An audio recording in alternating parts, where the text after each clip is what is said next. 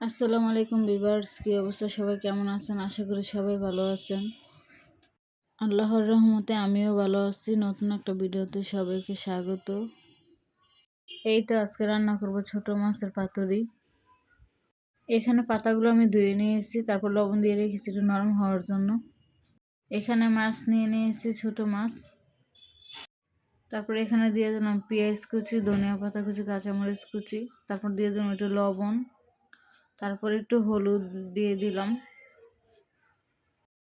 তারপর দিয়ে দিলাম মরিচের গুঁড়ো, তারপর দিয়ে দিব ধনিয়ার গুঁড়ো, তারপর দিয়ে দিব একটু জিরের গুঁড়ো। সবার শেষে দিয়ে দিলাম সরিষার তেল।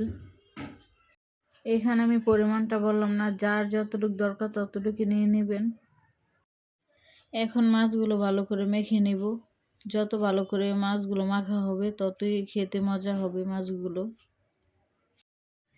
এই তো মাছগুলো আমার মাখা শেষ হয়ে গেছে। মাছগুলো মেখে একটু রেখে দিয়েছিলাম। এই তো এখানে আমি পাতার মধ্যে মাছগুলো দিয়ে দিতেছি, যতটুকু আটে ততটুকুই দিব। এই তো পাতাটা ভালো করে মুড়িয়ে আমি কাঠি দিয়ে আটকিয়ে দিচ্ছি। আপনারা চাইলে সুতো দিয়ে আটকাতে পারেন। এই তো তাওয়াতে আমি সরিষার তেল দিয়েছি।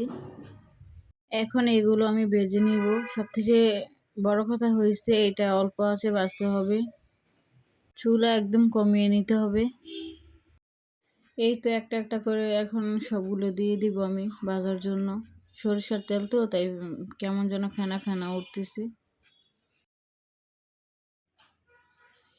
এই তো আমার ওই পিঠ ভাজা হয়ে গেছে, এখন উল্টিয়ে দিব। ভালো করে উল্টিয়ে পাল্টিয়ে দুই পাশ ভালো করে ভেজে নিতে হবে।